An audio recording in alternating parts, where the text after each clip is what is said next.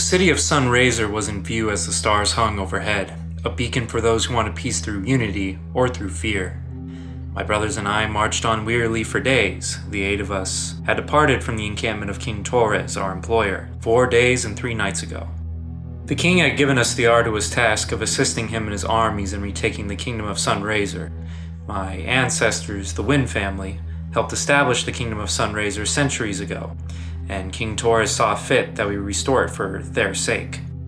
Over the hills of tan and mountains of gold we traveled, past fields of flowers and pastures green, and into the hidden valleys tucked away from our wars against the elves, until we had trespassed deep into elven territory, the former old lands of kind men.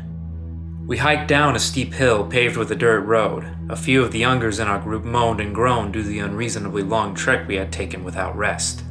Our leader at the front of the group barked at them to get their act together. I looked at our venerated captain, checking his mood, giving attention to his body language, though it was always a bit hard for someone as inexperienced as I to read.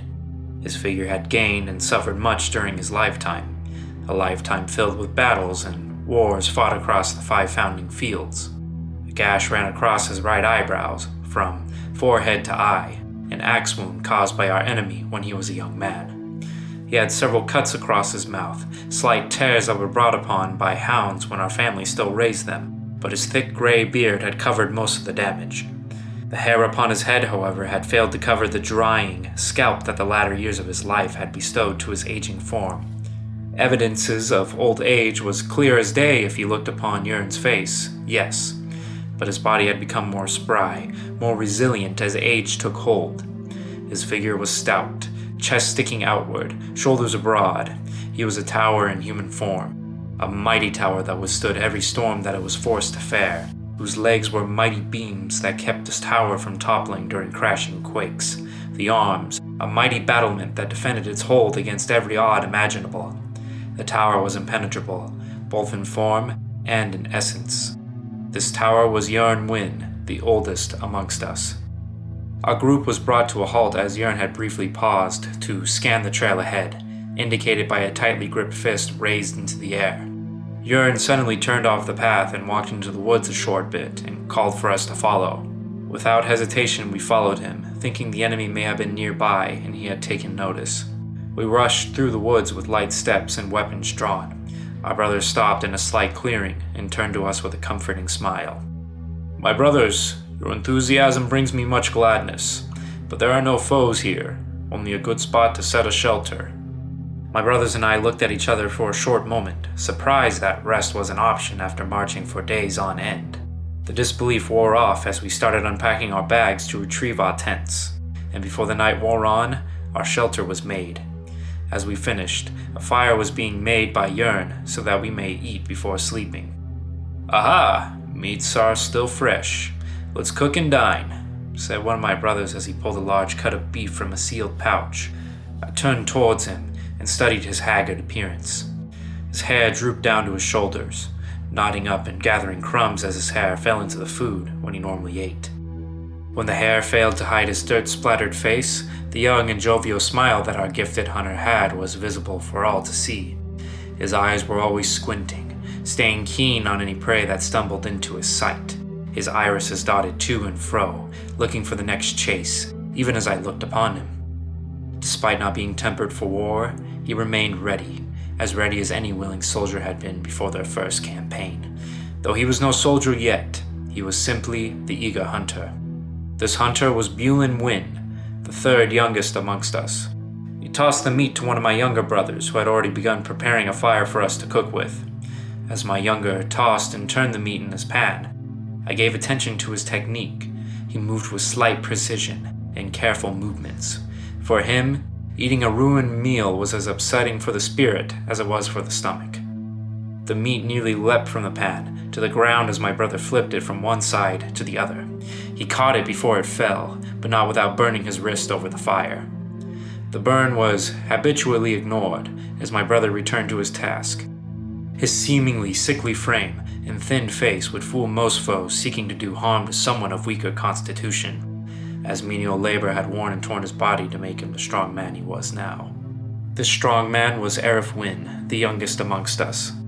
He He willingly prepared all of our meals as the rest of us murmured amongst ourselves around the fire. After Arif had finished cooking, we all sat around the fire and ate our meal in addition to whatever snacks my other siblings had packed for the trip. It was a silent supper, a quality which was unusual for us, as my brothers and I were very talkative once we had time to sit down and chat amongst ourselves. I looked at the youngest members of our group. They were attempting, and failing, to stay awake despite being in elven territory. I then turned my head to my two older brothers who seemed to be keeping an eye on the trees. I stared down at my meal. The steak that had been kindly cooked for me by Arif now seemed to be a diversion from staying vigilant. I was about to set down my plate before Yurin cleared his throat. He leaned in next to me and nudged my arm. "I need you at your best tomorrow. We do not know what it brings," he stated softly. I let out a sigh of relief as I began eating my meal, which suddenly seemed like a necessity rather than a diversion. The chop that Bielan had picked was fine. It had plenty of fat, and the meat was juicy. A nice meal after days of walking. One of the youngest had finished his and held out his plate. "Say, Arif, mind giving me the rest of yours? You eat little anyways." The snide comment had come from another of my youngers, whom I turned to give a stern look of disappointment. His hardened gaze was sternly set on Arif, however, his torn-up features being ever present to anyone who looked upon him. Gashes and gouges in his cheeks, and the bridge of his nose, cuts on his chin and eyebrows. Our brother had endured much in his already short-lived life. This endurer was Tolder Wynn, the second youngest amongst us. "Go hunt yourself a cut. Rabbits are an easy catch this season," Bielan stated as he threw him his bow. Toldir reddened in the face, and the other brothers laughed a good laugh. A laugh you would hear from a crowd of friends during a time of celebration. The breaking of silence was calming for everyone, all except for Toldir, who seemed to be upset with Bielan, but passed his senior brother's bow back to him without any visible anger or contempt. After a few more hearty chuckles, my brothers and I regressed back into silence, and again, we were mere men in elven territory. The silence lasted an hour or so before we retreated into our tents to rest. Bielan and I shared a tent that night, while Yurin took it upon himself to watch the encampment as we all slept. As I laid there on my straw cot, staring at the gap between the ground and the tent walls, I thought to myself about this campaign to retake Sunraiser. My stomach tensed, as much rode on the 8 of us. My youngers only knowing of the glory we may receive upon our success, clueless to what would happen to us if we were to fail. I clasped my hands together and prayed to the Father, hoping it would ease the pain in my stomach. I uttered a prayer of strength, courage, and a will to endure battle, all values the Father had granted our clan long ago. I felt a clasp on my shoulder as my whispering became more audible. "Are you scared too, brother?" Bielan asked. I responded with a no, and told him that I was merely in prayer to the Father that he may aid us on this campaign. A clear lie, had he been listening to my prayer. "You are always praying to him, but know that you are allowed to have faith in us as well. Our true Father would want such." I acknowledged his statement with a soft yes, "You are right," and wished him a good rest as I fell into my own. "Brothers, we are setting out," came a rough voice that exhaled smog into our tent.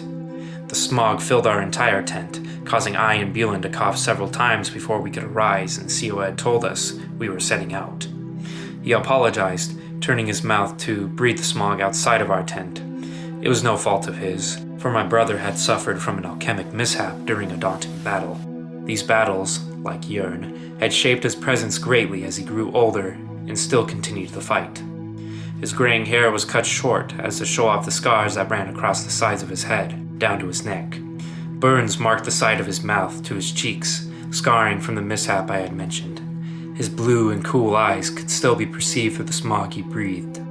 Those eyes had been watching both Bielan and I since we were mere infants in soft wraps. Comforting is another way I could describe them. His face had been roughened by much, but had barely felt the true damages war can unleash on the flesh. His body, suffering such damages. His chest and right shoulder were wrapped in soft linens that covered burns. His belly had been mangled, causing his skin to twist and writhe in veiny patterns there, though everything inside of it seemed to work just fine. Lastly, a large gash was evident in his side, a gash that had never healed properly, but he was stubborn and able to withstand every injury he endured. Endurance was my brother Togbern. the second oldest amongst us. He left our tent, prompting Beelan and I to rise from our layabout and prepare for the day. After lightly grooming ourselves and putting on proper commoner clothing, we left our tent and began to take it down. The soft crackling of twigs can be heard from a patch of trees near us. Beelan raises his bow, as does Tarburn. "Take caution, Stalker. This is our encampment," Tarburn lets out. From the trees comes one of our brothers, hands over his head, stumbling out like a fool. He had been covered in a thick layer of thorny branches and sappy leaves. He must have been crawling through such prior to his return. He had ruined his attire, an elegant tunic with a matching undergarment, and a cloak that must have been worth months of wages. I thought he was neat and tidy, as he stressed he was such a person, though this proved otherwise. He was no warrior. His body was not trained for such a role. No, he was a merchant by trade, running away from home at a young age to accomplish his dream of opening a shop. His face had hardly a scratch, his chin hardly a hair, and his figure hardly a bruise. He had volunteered for this campaign to retake Sunraiser, however, and despite the rest of my brothers and I's complaints, Jörn had welcomed him into our band. He had seen a use in his experience as a merchant rather than a warrior, which may prove useful, but we have also brought a fool along with us as well. This fool was Folty Wynn, the fourth youngest amongst us. "Folty, explain yourself," Tarburn shouts to him. "The opportunity to scout ahead was presented to me. I only wished to help," Folty exclaims. "And did you find anything substantial on your expedition?" Jörn questions. No, not at all." "Then please, pick up your tent so we may be off." "I ruined a good coat, and I am met with resentment." Folty groans as he leaves to pack up his tent into his pack. As everything in our encampment is finished being packed and bagged, we huddle around Jörn to discuss our plan of action for Sunraiser. Murmurings were made amongst my brothers as we had yet to hear of how we would be approaching the city itself. Jörn hushed us before we became too rowdy. All of us were immediately silenced, except for Jörn, who cleared his throat before speaking.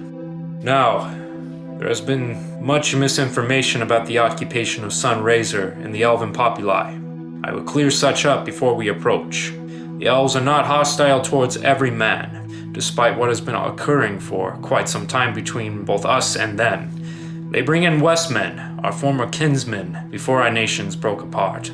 We will be posing as traitors as we enter in. Our weapons may be confiscated for their safety. Sufficient funds have been given to us by King Taurus so that we may rent room and acquire tools to craft our own weaponry, if it comes to that." Everyone remained silent and continued listening. "Our kind will be present there, as all of you know, bound in chains and cages. They may be humiliated upon our arrival, made examples of as to display a message to us. What will happen if we step out of the boundaries they have placed?" Some of my brothers began to grumble and mumble amongst themselves. "We cannot interfere, as much as we may wish to, so I ask that you control your emotions while we are among the elves."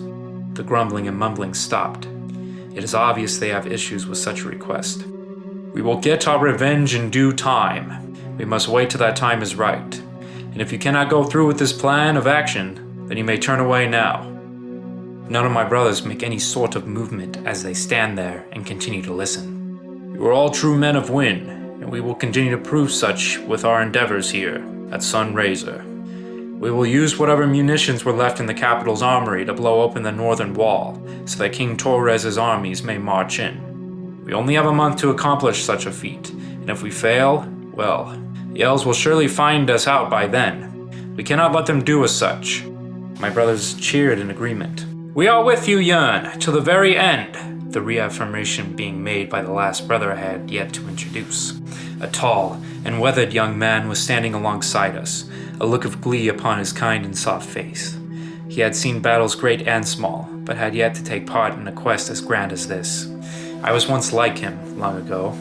I thought I was ready. I had prepared like he did, fighting, training, and slaying enemies that had plagued small towns and kingdoms alike. But these were no mere bandits. These were elves, and they would be our end.